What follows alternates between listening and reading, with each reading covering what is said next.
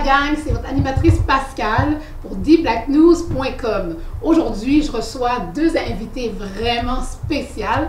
Marie-Georgie Jacob pour la Maison Marie Saint-Pierre. Bonsoir Marie. Allô. Et Marie-Donald Jacob, la mannequin exemplaire de Marie Saint-Pierre. Bonsoir Marie. Bonsoir. Il y a deux Marie. Fait qu'aujourd'hui, on va vous parler de la compagnie Marie Saint-Pierre, qui est une grande designer québécoise qui est là depuis plusieurs années, même plus que 20 ans, si c'est ça. 28 ans. 20 ans? 28 ans. 28 ans, imagine.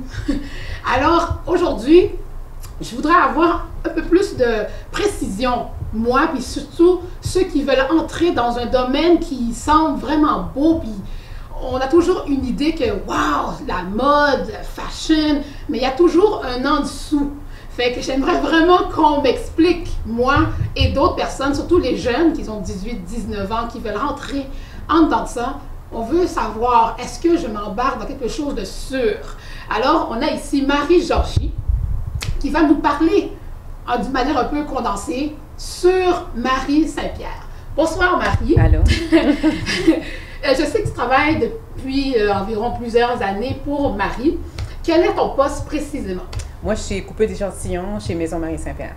Et ton background scolaire par rapport à ça? Moi, j'ai étudié, j'ai fait deux DEP.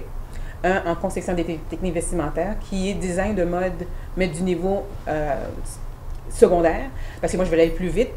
Après ça, j'ai fait un DEC en commercialisation de la mode au Cégep Marie-Victorin. Et puis ensuite, je suis retournée aux études avec quelques années plus tard, à peu près 8 ans plus tard, après avoir beaucoup d'expérience dans l'industrie, en retouche et confection sur mesure à l'École des métiers des Faubourgs, qui est l'ancien centre Pierre Dupuis. Alors, ok, c'est bien. Donc, seulement avec un DEP, est-ce que quelqu'un peut oh oui, entrer dans le monde de la mode? Sans problème. Et qu'est-ce qui t'a attiré chez Marie? Moi, ça fait longtemps que je suis mariée, ça fait depuis 1989, parce que c'est à cette année que j'ai commencé à acheter ma première revue, qui était Clin d'œil, et aussi une autre revue américaine, qui est 17. Puis, dans cette revue-là, une des éditions, j'avais vu qu'il y avait plusieurs promotions de designers québécois. Et Marie avait gagné un concours qui était le Walmart. C'est un trophée qui est remis à tout jeune finissant designer ou jeune professionnel designer qui commençait dans l'industrie, à peine 2-3 ans dans l'industrie, pour promouvoir la mode canadienne et québécoise. Et Marie était la première à gagner ce fameux concours prestigieux, la première édition au Canada. Et ça m'a attirée, ça m'a comme donné l'espoir parce que j'avais 12 ans, à peu près 12-13 ans. Et puis c'est là que je me suis dit, moi je pense que je vais vraiment aller dans l'univers de la mode parce que je voyais qu'il y avait de l'espoir. Donc, c'était vraiment Marie qui t'a ouvert la porte. Oui. Et qu'est-ce qui distingue Marie des autres designers au Québec et au Canada? C'est très simple. Marie, c'est une avant-garde. Marie, elle ne suit pas ce qui se passe vraiment, par exemple, dans ce qui se passe dans le marché nord-américain. Elle est typiquement, réellement, plus, je dirais plus japonaise parce que ses créateurs préférés, en fin de compte, ce sont des créateurs japonais tels que Yohji Yamamoto, par exemple, de Comme des garçons. Et beaucoup, bien sûr, un petit peu le style un peu européen, je dirais plus qui vient des Pays-Bas, en passant. Donc, des lignes très androgynes, donc des vêtements que tu penserais que ça irait pour les hommes, mais c'est vraiment fait pour les femmes. Alors, c'est vraiment un créateur de mode. Elle se considère plus comme un créateur de mode qu'un designer, parce que designer, c'est plus pour le prêt-à-porter américain. Tandis que créateur de mode, c'est plus pour la diction plus européen, c'est-à-dire qu'il y a un processus de création, de développement de produits. C'est pas juste prendre un patron et on le modifie. Elle va vraiment à l'état pur, réellement, là. Et elle a vraiment osé, ça a pris du temps avant qu'elle se fasse écouter, parce que c'est un vêtement qui est difficile à porter. C'est pas monsieur et madame tout le monde qui peuvent porter ça. Et il faut avoir une silhouette assez particulière aussi pour porter ça. Des courbes, si possible, et être grande aussi, mais la femme de toute silhouette peuvent la porter, surtout les rondes. Ici, on a quelques exemples de vêtements Marie. Moi, ce que j'aime bien, c'est que le fait que les 3/4 sont en carré. J'ai remarqué qu'il y a beaucoup de lignes droites. De pointe. Donc, pour quelqu'un comme moi qui a plus de poitrine, Est-ce que c'est une bonne idée? Oui, mais il y a des vêtements avec, par exemple, des cols hautes et ainsi de suite. En passant, il y a des vêtements. Puis la plupart de ces clientèles, la clientèle de Marie, je te dirais que le 3/4, elles sont rondes. Ah. Elles sont rondes et les gens ne le voient pas, là, mais c'est pour ça que les lignes sont droites, pour adoucir les courbes, en passant. C'est pour ça aussi qu'il y a beaucoup de tricots, de jersey. Alors, si, même les vêtements que tu vois qui sont un peu plus cintrés, comme celui-là, comme la veste, le manteau qui est ici, c'est vraiment fait pour les femmes rondes. Parce que c'est un gros lainage stretch. C'est un lainage tricoté, mais il est stretch. C'est fait pour donner une silhouette. Là, le mannequin que vous voyez ici, elle est mince. Fait que ça paraît plus comme ça flotte sur elle. Mais une femme ronde, ça va perfect. Alors, le 3/4 de sa clientèle, c'est des femmes rondes. Est-ce que Marie elle pourrait compétitionner avec les designers américains? Oui, surtout la nouvelle génération. L'ancienne génération, un petit peu trop américaine, c'est trop sport, c'est trop de la mode sport quand on parle de Ralph Lauren ou bien de Tommy Hilfiger. Ça ne marche pas avec le style de Marie. Je dirais les plus jeunes créateurs mode qui sont maintenant sur le marché, là, je ne donnerai pas des noms là, en passant, là, mais elle fait plus européenne. Malgré que son marché, elle a un gros marché américain, là, surtout avec des boutiques indépendantes très importantes. Alors, Mais ce que je trouve intéressant avec Marie, physiquement, elle fait Madame tout le monde. Mais elle a quelque chose qui attire. Tu sais, on veut, comment, Marie? J'ai été il y a quelques années, tu m'avais invité à un défilé. C'était mon premier défilé à vie de Marie. J'ai capoté. C'était vraiment glam. J'ai dit, oh mon Dieu, c'est vraiment moi. J'ai vraiment aimé. Mais quand j'ai vu Marie, elle n'était pas impressed. Elle était vraiment comme, ah, bonsoir tout le monde. Elle était vraiment polie, mais tu vois que c'est rien pour elle. Donc, tu sais, est-ce que c'est ça qui fait que beaucoup de jeunes rentre dans le milieu de la mode, le côté glam?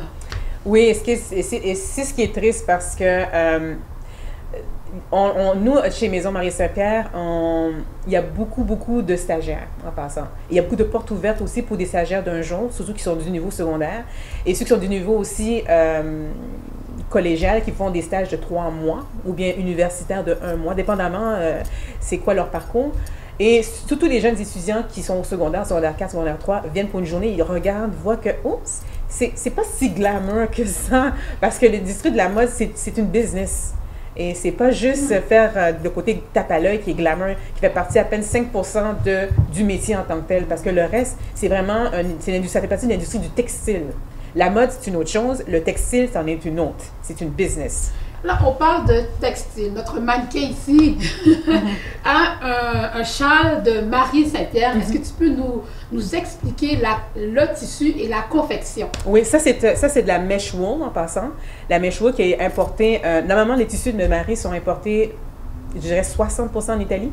Même plus que ça, maintenant, c'est du passé à 70%. Avant, c'était en Australie pour la laine, parce que c'est le pays de la laine. Mais les tissus de luxe, si tu veux vraiment faire concurrence avec ce qui se passe internationalement, faut vraiment que tu importes d'Italie, principalement.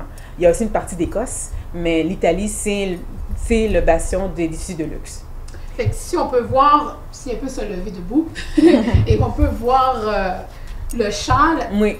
Est-ce qu'un châle comme ça ferait pour... Parce que les vêtements Marie, c'est fait pour un certain type d'âge.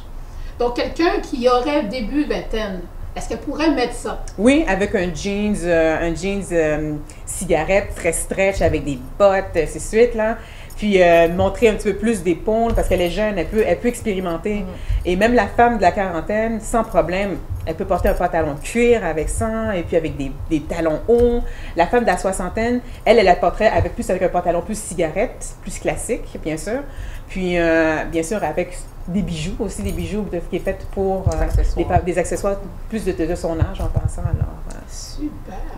Alors, comme vous pouvez voir, les vêtements peuvent t'asseoir avec ce beau châle. Les vêtements Marie Saint-Pierre sont pour tous. Et c'est ce que moi, je voulais savoir parce que quand j'ai été au défilé, les mannequins étaient jeunes, mais les vêtements faisaient plus mon âge. Donc, j'étais un peu confuse, mais maintenant, je suis contente de savoir. Et quel conseil tu donnerais à un jeune, et quand je dis jeune, 18 ans et au moins 19, qui va rentrer au cégep pour faire un DEP et qui va entrer là-dedans? De ne pas avoir peur en pensant d'être confiant, puis qu'il y a de la place pour tout le monde. Il y a de la place pour tout le monde. Et puis, c'est de commencer au bas de l'échelle en passant. Moi, j'ai commencé au bas de l'échelle en passant. Et ça a pris presque 8 ans avant que 8 ans dans l'industrie avant que je me rende où est-ce que je suis en ce moment chez Maison Marie Saint-Pierre.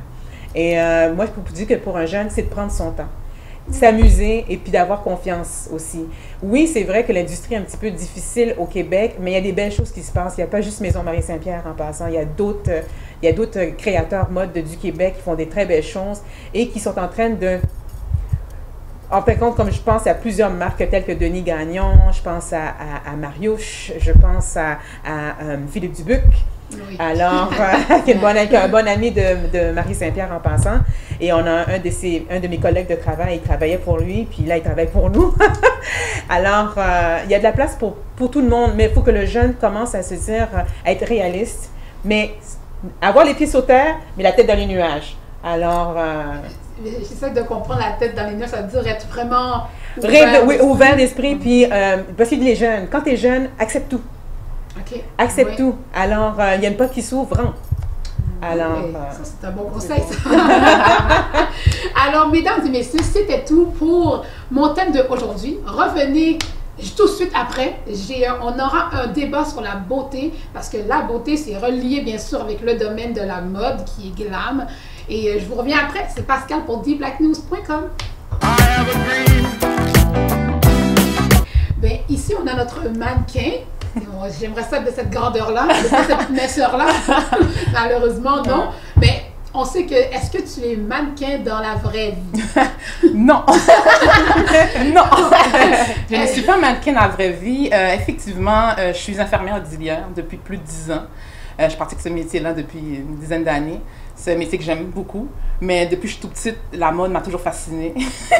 La mode, tous les produits de beauté, les cosmétiques. J'étais avec ma soeur, j'étais en art plastique. Je disais, Georgie, fais-moi un dessin, s'il te plaît.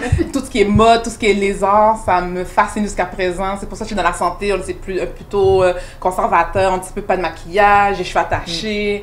Donc, quand je sors et je me mets mon 100%, mes cheveux, mon maquillage, je m'habille, je mets mes talons, puis ça fait du bien, honnêtement. Moi, quand on parle trop de santé, ça m'énerve, mais quand on parle de mode, ça me fait du bien de sortir un petit peu de ce petit cocon-là. Mais c'est sûr, ça doit faire un changement que tu vas avoir un uniforme. Un uniforme, tout le temps un uniforme. Donc, pour moi, c'est quelque chose que j'ai toujours aimé, c'est la mode. Tout ce qui est les vedettes, je sais pas, c'est un peu quétaine que ce que je dis. Mais j'ai toujours aimé la mode, le monde qui s'habille bien, qui prend soin d'eux. J'aime beaucoup ça, fait que c'est pour ça que moi, ça m'a fait un énorme plaisir de faire cet événement-là, parce que ma soeur m'avait invité dans un show de Marie Saint-Pierre il y a presque 1 an ou 2 ans. Et puis, ça a été un plaisir en direct, on voit comment ça se passe, comment ça se déroule. Ah, c'est comme ça que ça fonctionne. Ok, c'est bien. J'aimerais retourner une autre fois, mais je ne sais pas quand. Donc, j'ai toujours aimé, fasciné par ce monde-là. J'aime paraître bien. Je sais, c'est un petit peu superficiel, mais ça, c'est mon petit côté à moi que j'aime et que je ne changerai pas. C'est que je ne changerai pas. Donc, j'aime beaucoup tout ce qui est domaine de la mode, le bien paraître. C'est un peu cliché, mais j'aime ça. Je suis contente que tu parles de bien paraître parce qu'après, on aura notre débat sur la beauté. Alors, revenez-nous avec dblacknews.com.